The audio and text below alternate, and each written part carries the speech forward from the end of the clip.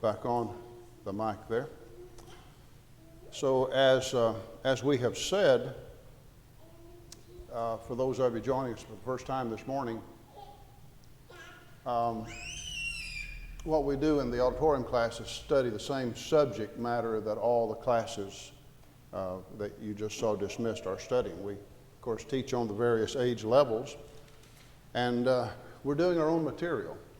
I put together the syllabus for the teachers, but they take that as the outline and suggestion, and they work it up from there, their own material.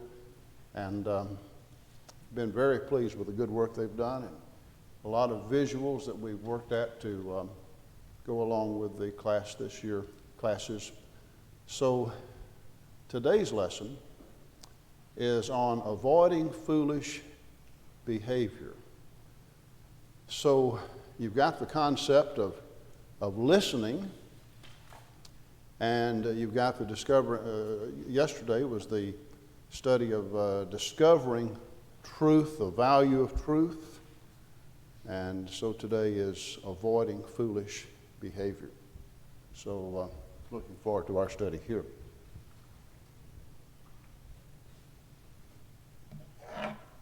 It is a class situation. So Alton, that means I'll be calling on you to read, stuff like that. It also means if you have a question or comment, feel free, ladies as well as men, please feel free to do so. So avoiding foolish behavior.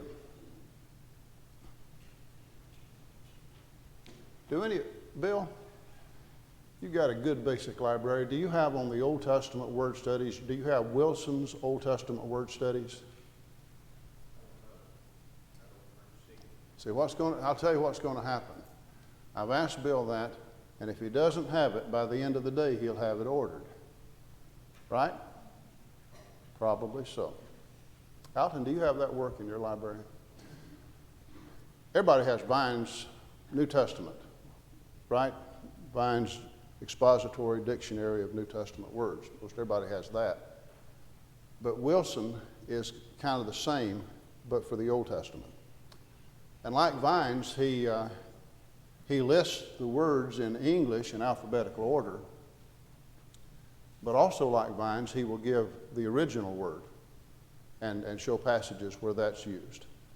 So I've made some use of him in these words because a word like a fool or the foolish, when we talk about avoiding foolish behavior, it's good for us to understand what the words mean.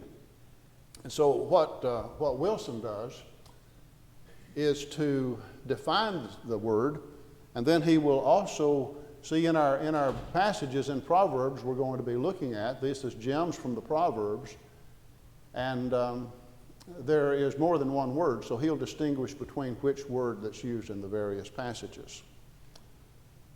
But in a preliminary way, before he looks at specific verses, Wilson makes the point that a fool is one who is not prudent or provident.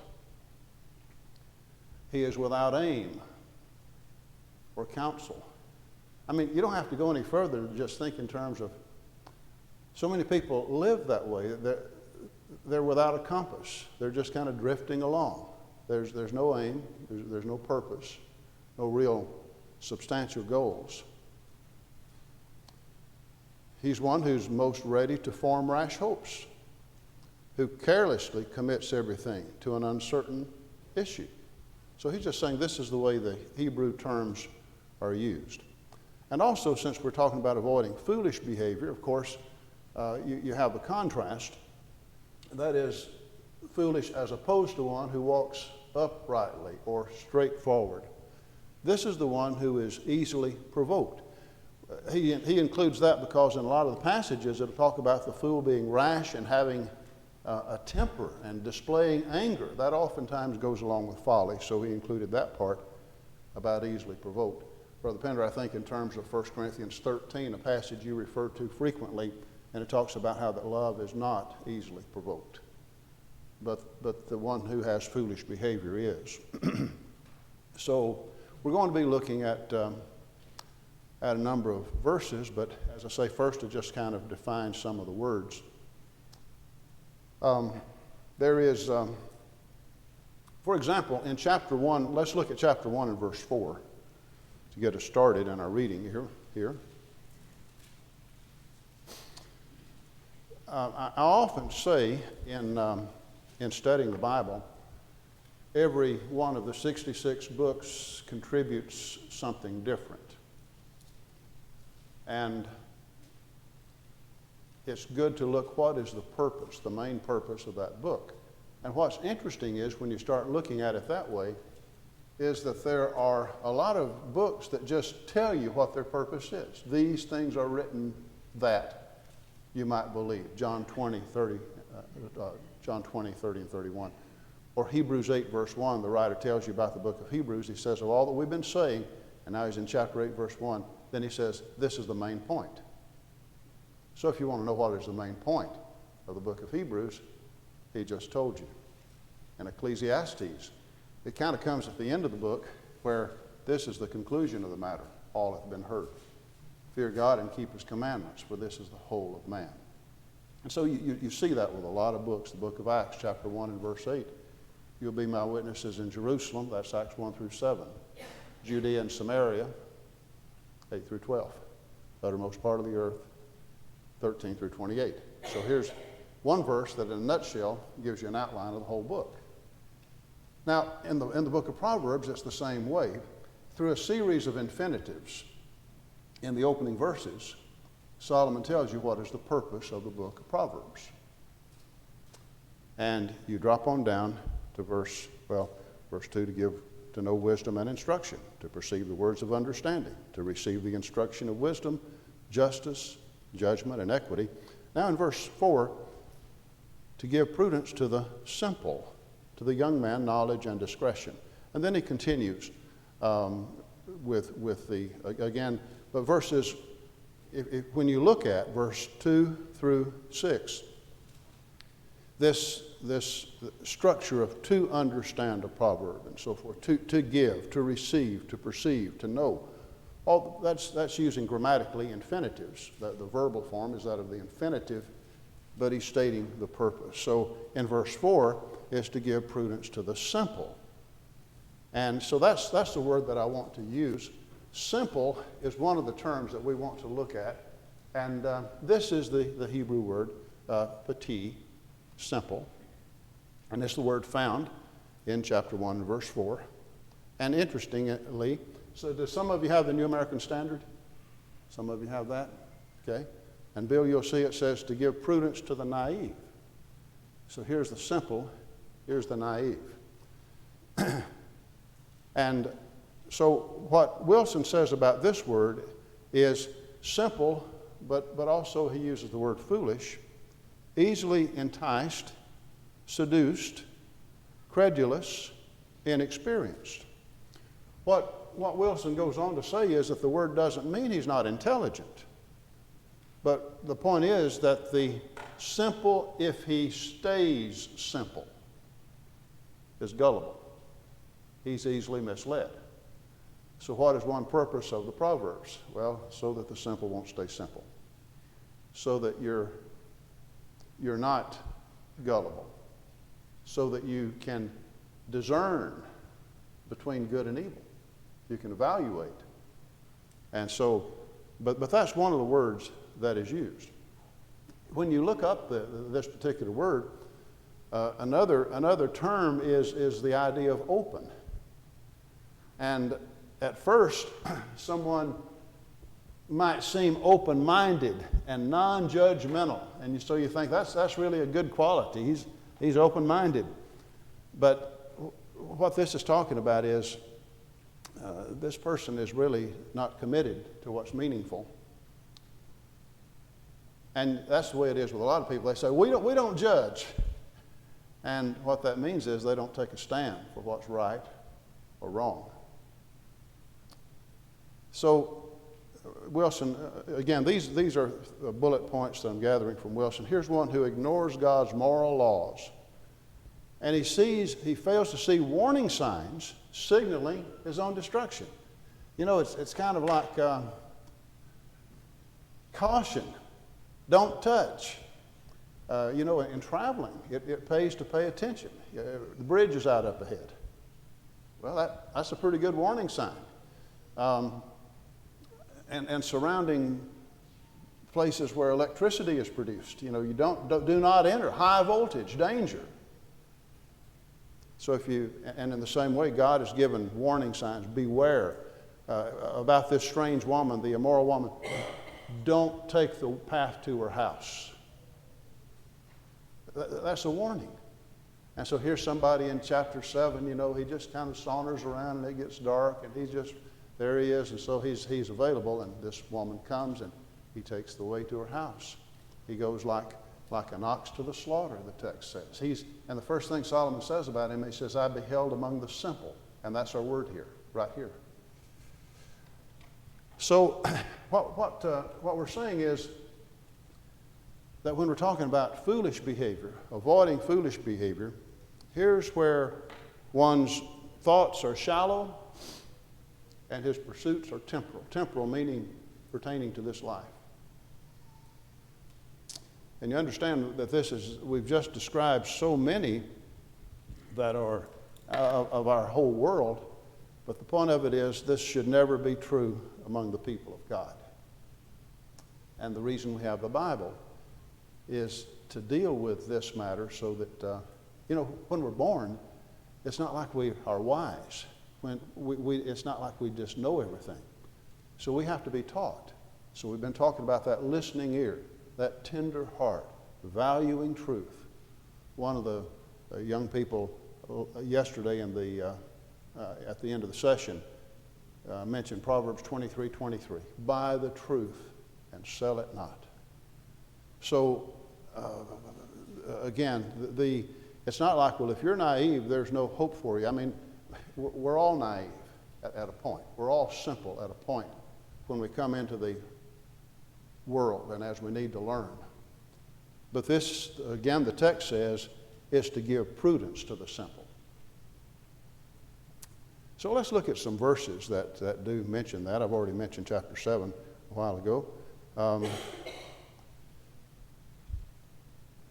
Raymond, I wonder, yesterday we started up front and we worked our way back a little bit, just round robin. Could I start with you and we'll come on if you're comfortable doing some reading, ladies and men as well. Here's what I want to start with. Still in the first chapter, in chapter 1 and verse 22, we find another instance of our word. Would you read that text, please?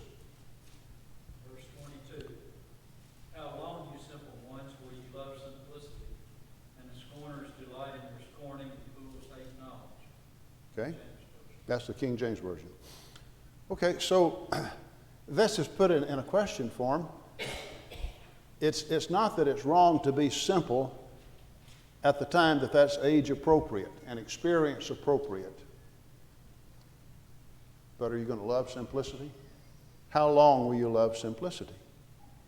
And further, you take it, there's a difference in being simple and being a scorner. Here's someone who scoffs and doesn't love truth. So how long will you delight in scorning and fools hate knowledge? So those are rhetorical questions, but it's like, whatever time you've done that, that's enough of that. You've spent enough time in that. Time to stop that. Don't need to do that anymore. And really, what I've suggested is that we just read starting there and just go on down to the end of the chapter. Brother Pender, would you do the honors for that? Just start in verse 23 and read to the end of the chapter for me.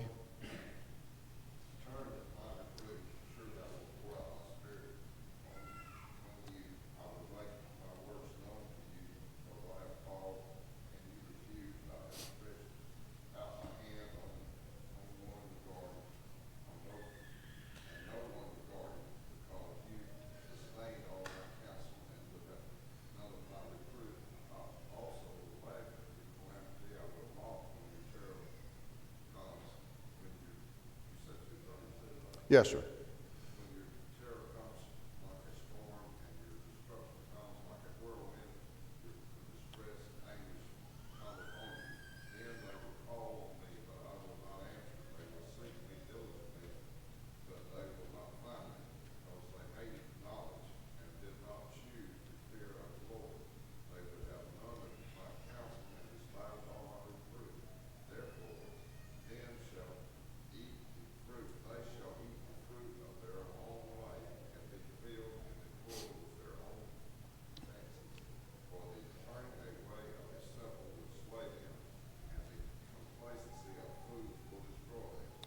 And then there's the contrast that wisdom speaks, Bobby, in verse 33. Read that, please, as well. Whoever listens to me will dwell safely and will be secured without fear of evil.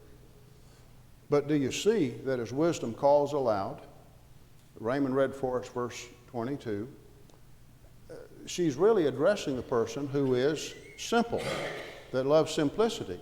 So it's turn at my reproof. And here she's called, but if you don't answer, there are going to be consequences. There are consequences as a result of our choices, behavior that we make. And the point can be reached that a person doesn't like the consequences, but it's too late. I don't mean it's too late, if you're of sound mind to comply with God's conditions to be forgiven. I don't mean that. But there can be consequences set in motion in this life that cannot be undone. Would you agree with that?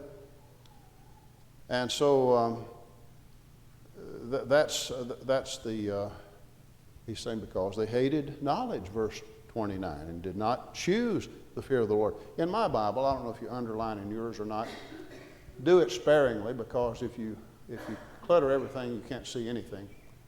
But there in verse 29, the word that I underscored is the word chose, or choose, I should say. They did not choose the fear of the Lord. We have to choose this. Wisdom must be chosen, and to listen must be chosen, but they did not choose the fear of the Lord. In verse 30, they would have none of my ways, despise my reproof. And the point in verse 31 is we reap what we sow. So are we on the same page here? Here's one word that's used interchangeably with foolish, simple, naive, that you keep reading about characteristics, and so you see, well, this is why someone is in that category of foolish. If wisdom calls and one just refuses to listen and just goes on, then verse 32 says, the turning away of the simple, there's our word, will slay them, and the complacency of fools will destroy them. For those of you not here with us at Hanceville regularly, on Sunday morning, Stan Posey and I are teaching the book of Proverbs. And one of the points that has been made is that it's not just nice sayings to memorize and that sort of thing. It's life and death, right and wrong, foolish and wise. Those kind of things are contrasted throughout here. And that's what you see here. Words like in verse 32, the turning away of the simple will slay them. That's not using overstatement for shock effect. It's always that God has set before us life and death. Choose life that you may live. And verse 33, the one that listens to wisdom, there he dwells safely and will be secure without fear of evil. So that first chapter deals really a lot with this matter of simplicity. I've already mentioned a while ago that you find this word again in chapter 7. And really pretty well the whole 7th chapter is devoted to Solomon telling a story about a simple person that he saw and what this simple person did. But it's, that's, I should say, starting in verse 6 to the end of the chapter. The first part of it, first 5 verses, these are words of exhortation. But Joan, would you read for me, please, in chapter 7 and verse 7, so we see who we're talking about here? And beheld among the simple ones, I discerned among the youths a young man void of understanding. Okay. So here's Solomon in verse 6. At the window of my house I looked out my lattice. So he's living in town. He's living in Jerusalem. You look out your window, you're going to see people. Solomon observes this young man. And he can tell that he's simple because he observes his behavior. He observes his conduct. He's devoid of understanding. And as I say, that's not a put down. It's not saying he's dumb. It's just saying that it's showing he doesn't have wisdom. We're talking about wise and foolish behavior. And I've used this really as a basis of a lesson a lot of times over the years. I haven't done that lately, I think, here at Hanceville. I may need to brush that off and do that again, Stanley, at some point. But it's, he's narrating what's happening. He's telling you, the reader, the details, and he's telling you play by play what happens. And you find yourself drawn into this where you're, oh no, don't do that. Don't listen to her. And yet, here he just keeps going. And so he starts being where he shouldn't be, listening to this woman, and oh, we won't get caught. My husband's away, and he'll be gone a long time, and I've got everything ready. Let's take our fill of love till the morning. And she just, well,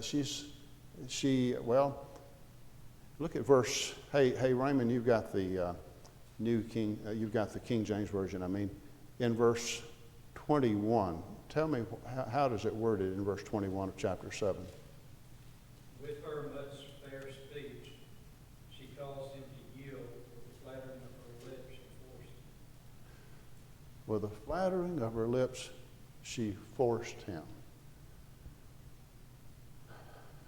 You know, in Matthew 5, the point is made there that if you divorce your wife, saving for the cause of fornication, the text says one translation says, you maketh her an adulteress, or you cause her to be an adulteress. You make her an adulteress.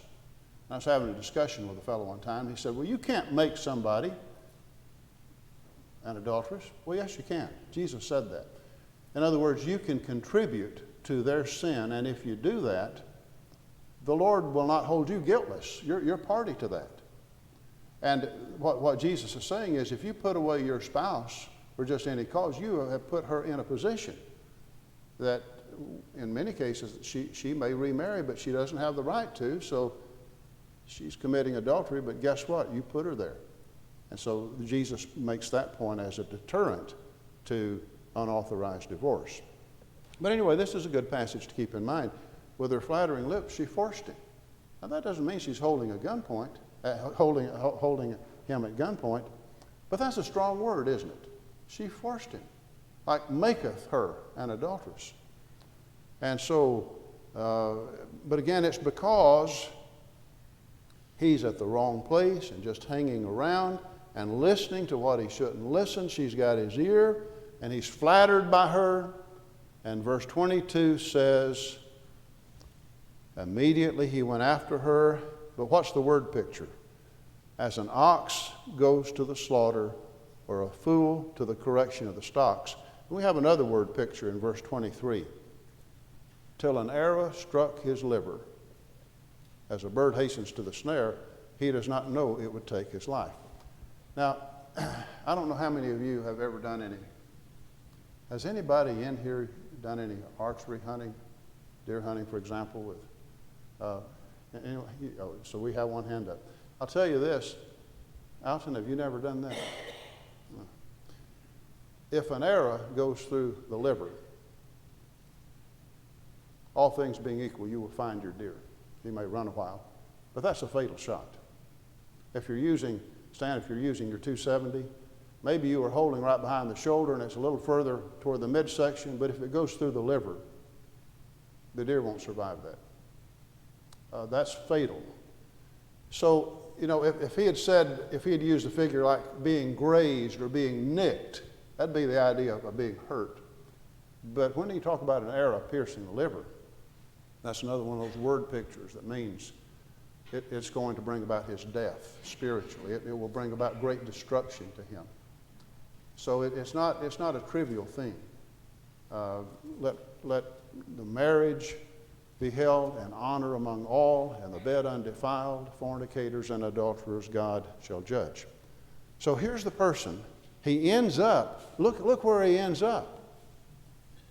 And oh, he's special. He's the only one. Look down at verse 26.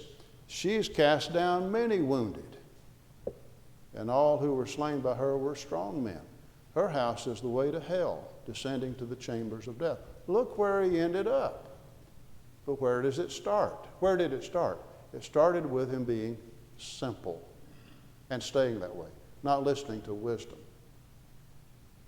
So this is what simplicity, in the word that we're using here, that's where it leads if it's uncorrected.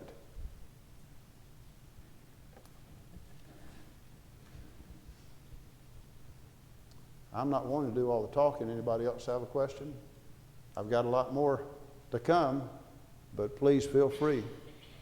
I mean, does everybody see the seriousness of this and the importance of this? I mean, and also keep in mind that Solomon's target audience is young people.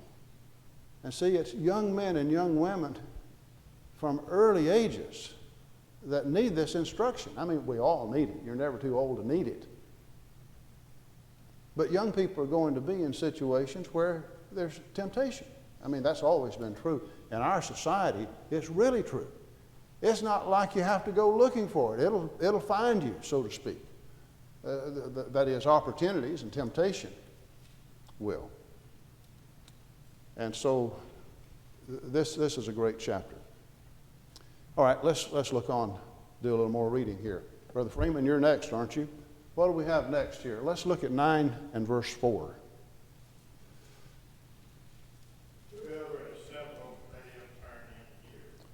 As for him who likes understanding, she says to him, come eat of my bread and drink of the wine I have mixed. Okay, so what we have here is a literary device known as personification.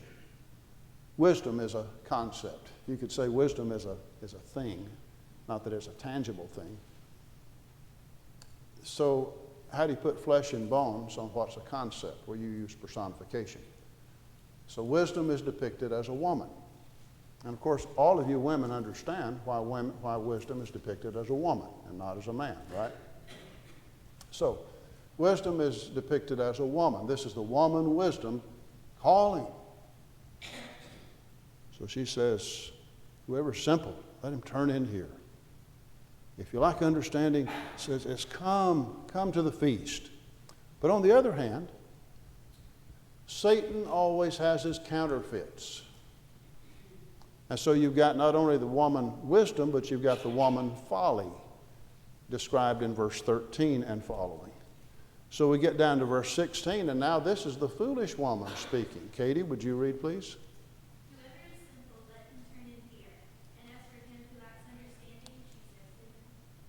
But see, she has something different to offer.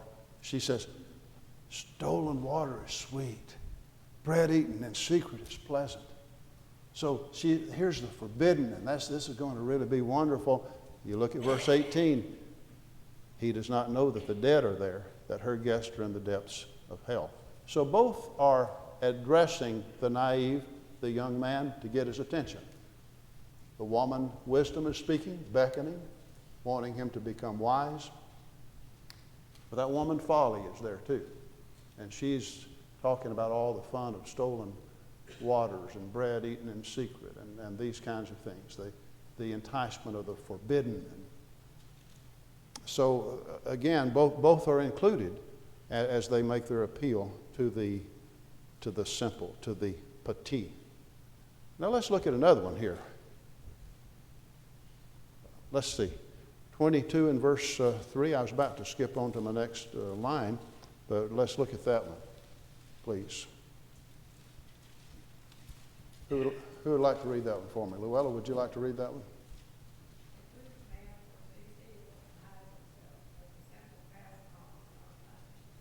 Do you see how this fits in with Wilson's definition? The prudent sees evil, he takes proper measures. The prudent pass on, they just plunge right on and are punished. Well, let's look at another one. Chapter 14, verse 15. Who would like to read that one for me?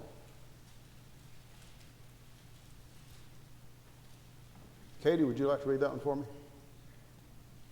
The simple believes every word, but the prudent considers well his steps. Okay. Now, it's not saying you're cynical. You know, you don't believe anybody. But there's a difference in being cynical and being gullible. He just believes every word. See, that's the kind of person that when Satan says, you shall not surely die, he believes that too. See what I'm talking about? Believing every word. prudent considers well his steps. Well, you know what we've done so far? We've looked at one word. Now, Daryl's helping me keep up with my time, right? So now, let's look at another word that's rendered foolish. And again, we're looking at the Proverbs. And this is the word right there. It is the word evil. Evil. So let's see how that word is found. Let's go back to the first chapter. Let's go back to chapter 1. And April, would you do the honors, please? Verse 7, this is the ESV. The fear of the Lord is the beginning of knowledge, fools despise wisdom and instruction. Okay. So we've looked at that word, pati, and now we're looking at the word avil, foolish. Fools despise wisdom and instruction. We're talking about avoiding foolish behavior. Well, let's move on. Next is chapter 5 and verse 3.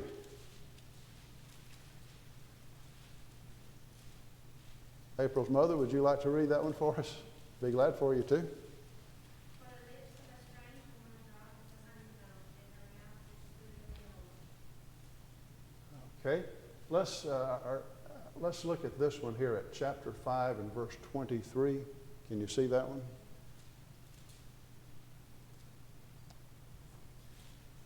He shall die without instruction, and in the greatness of his folly he shall go astray.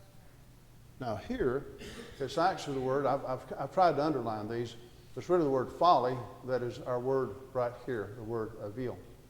So it can be translated as by the word fool, or in this case, folly. So, in the greatness of his folly, he shall go astray. That passage in chapter 7 we were just looking at that had the word for simple so often, also in chapter 7, verse 22, has our word for fool. And Sister Waldrop, would you like to read this one?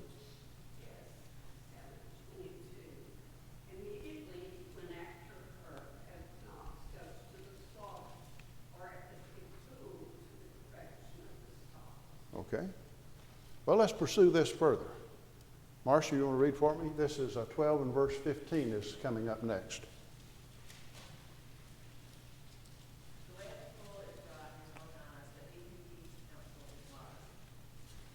Okay, what a contrast. The way of a fool is right in his own eyes. Have you ever seen how a person, it's like no matter how bizarre, and it's like everybody else in the world can see, that's not right. Besides it not being right, it won't work. It's harmful. And yet he'll just defend it and stay by it and justify it. The way of the fool is right in his own eyes. But the one that heeds counsel is wise. That's the one that'll say, no, you don't want to do that. Here, listen to what this passage says. Oh, well, I don't know what I was thinking. You know, yeah, you're right about that. Make course correction. Okay. By the way, next verse comes next. Read, please. The vexation of the fool is known at once, but the prudent ignores counsel. Now, this relates to what I was saying a while ago about the temper part, the anger part that's often associated with folly. Fool's wrath is known at once. By the way, some of you have the Christian Standard Bible. Bobby, you have that one. I know you may not have it with you, but you have it. A fool's displeasure is known at once. But whoever ignores an insult is sensible. Do you know it's possible to ignore an insult? Do you know that you don't have to spend a lot of time answering every false? You take Jesus. When people were going around saying he's a gluttonous man and a winebibber, do you think Jesus tried to run down everybody that may have said that and have it out with them? I mean, there's a time you got to, speak up and correct something. Chapter 10, verse 14.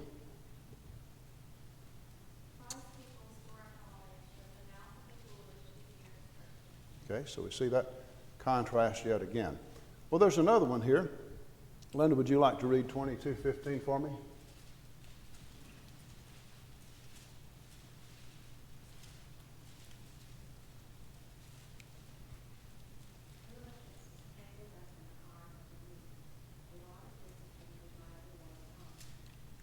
Okay. And next is 27 and verse 22. I have it up here on the screen. Carolyn, would you like to read that one? Oh, you grind food in mortar with a pestle along with crushed grain, and his foolishness will not depart from him. Okay. Now here we go. Who knows what a mortar and pestle is? Thomas, what is it? All right. Everybody know what that is? You got the picture? Well, this is a word picture. I want to show you one that I photographed. You're probably surprised I have a picture to illustrate this. I photographed this in Antioch of Syria at the museum there, which is today in Antioch of Turkey, though it's very near the Syrian border. But this is from antiquity. Brother Pender's all the time telling me that, things that are not as familiar with, we need to be sure and illustrate that so that especially young people know. And since I'm teaching this morning a class of young people, I thought I'd take that to heart. But this is in the museum there at Antioch, and it's the mortar and the pestle, and the idea is you would use this to crush grain. It's also the physician would use this as he's making medicine. This would be commonly used for that. And so the word picture is, here you take a fool, and he's in there and you just grind him and grind him and grind him along with your crushed grain. When you get through grinding, his foolishness will not depart from him. Now this is far from saying that you can't change. The reason we have the gospel is because we can change. But what this is talking about, it's consistent with that individual that we've been reading about in these verses that wisdom's calling out, but he won't listen. He despises it. He's scornful. He's a scoffer. And here's the warning signs, but he just plunges on. The point is, if you retain those qualities, you can make it so fast in your character that it really defines who you are. It's not just that you did something foolish. You are foolish. Through and through. And that's, but isn't that a clear word picture? Where you got the mortar and pestle and the grinding, the folly is still there. It doesn't get ground out. Okay, well, that's two words. You ready for the third word? You might can tell I like to do word studies. But here's another word, and it is the word casil. And I know that we tell our children, you don't go around calling people stupid. And yet the particular word that is used here is defined by the lexicographers as meaning stupid. And then it says stupid, dullard, and fool. I thought, that word dullard, I don't use that one too much. So I did like Bill. I looked it up. And so I found here it is defined as a stupid, insensitive person, and then the thesaurus gives its related words. May I read it to you? Fool, dunce, idiot, blockhead, dope, imbecile, nitwit, simpleton, boob, dumbbell, dimwit, airhead, lunkhead, dork, meathead, lame brain. You got the picture? That's what it means to be a dullard. Now you understand I didn't call you a dullard. I just said that's what the word means. Well, that's a pretty strong word, isn't it? So we've seen a word that means simple. We've seen one that means foolish. It seems like the words are getting stronger, doesn't it? There's more intensity somehow in some of these words here. So would it be worth our while And for the sake of time, read with me, and I'll go through these. But for example, a passage that we're very familiar with, a wise son makes a glad father, but a foolish son is the grief of his mother. Well, yeah, makes sense now.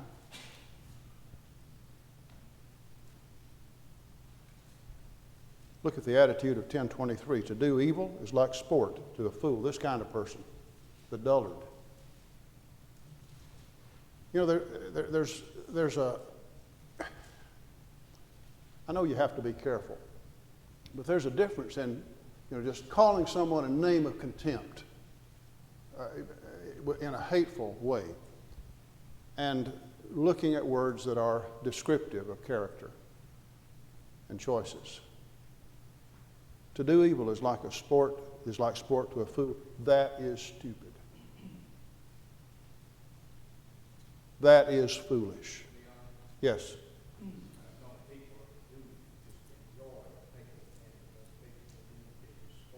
Yes. Exactly. Just live for that.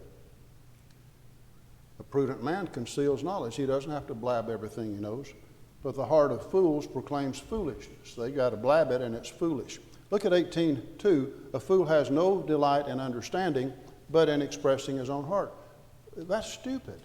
You're not wanting to learn. You're not wanting to be wise. You just want to. Here's my plan. Here's what I think. And people like that you don't even have to say anything. Just kind of be in the proximity. Just provide a couple of ears, and they can just talk forever. The New Living Translation, Raymond, you mentioned sometimes about doing some comparative readings, and that one says, fools have no interest in understanding. They only want to air their opinions.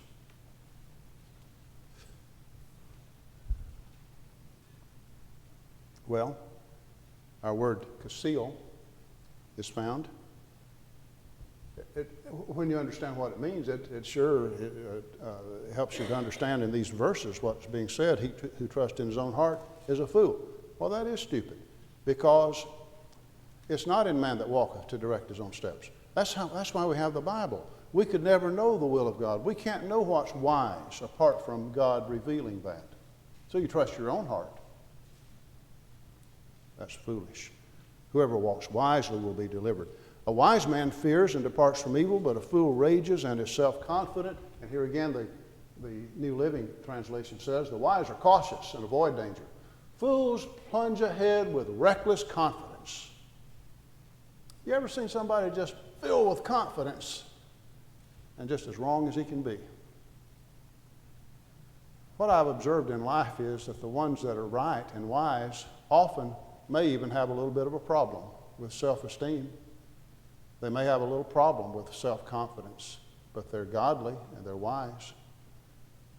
But then someone that may talk the most and have the most confidence may not be wise at all. Well, let's see what else we got. I think, Darryl, what do we have? About 4 minutes. I feel, this is wonderful. Got all kinds of time. Okay, where am I at? Okay, here we go. Oh, I need to tell you something. This is word number 4. Naval. To be senseless or foolish. And where that's found in Proverbs is in the last, next to the last chapter, chapter 30, verse 31 32. Something that the world cannot bear up under the earth cannot bear up under is the fool when he's filled with food. Just senseless, foolish. But I'll tell you, another place this is found, but it's not in Proverbs. Where is it found, Bill? Okay. 1 Samuel 25 tells a story of where David and his men had just formed a wall around we call him Nabal. It's the same word right here. If I started calling him Naval, you might not know what I was talking about, but if I say Nabal, you got it. But he's just protected. They've had during time of sheep shearing, and they've had no loss whatsoever. And you usually just have to factor that in with animals and thieves. David's men had protected him, let nothing enter. And he just humbly sent a messenger to Nabal and said, my men and I have, you can check with your servants, but we have protected your flock, and whatever's in your hand, we could use some food. If you could send us some supplies, we would appreciate that. Just very humbly ask, did not demand. And he said, who is David? And you know, a lot of servants are running. Everybody knew who David was. He was a household name.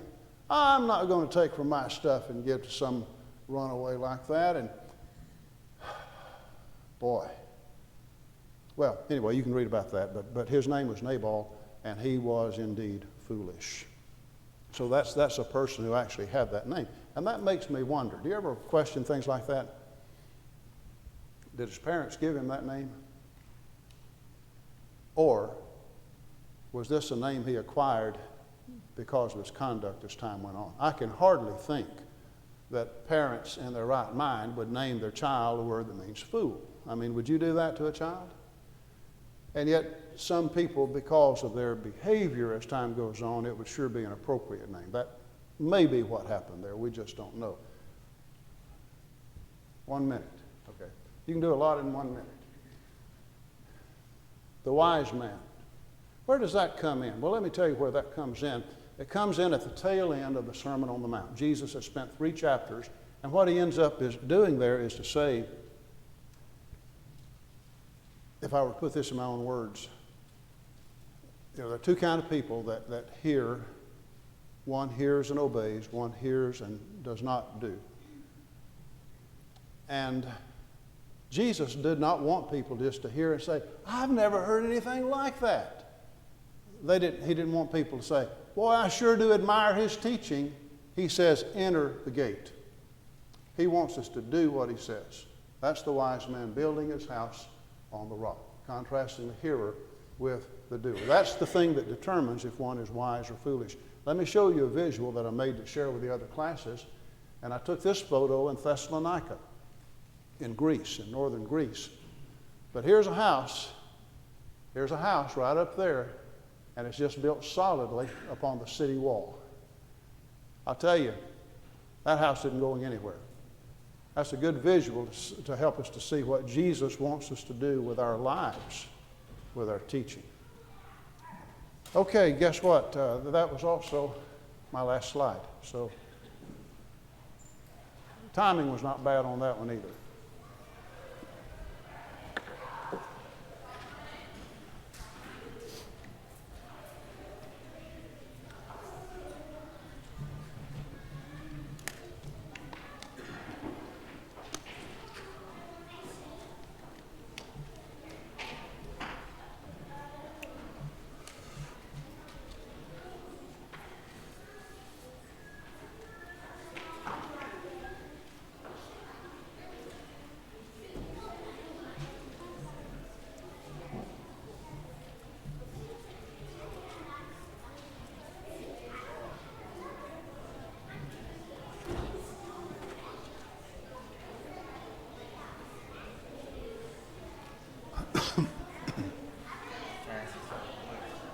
What, buddy?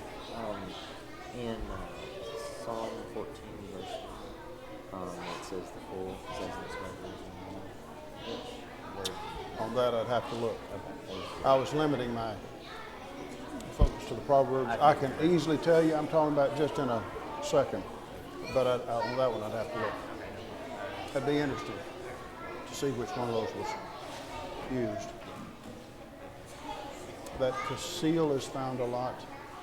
Naval, not quite as much, but Casil, I guess without looking, but I'd have to look to tell you for sure.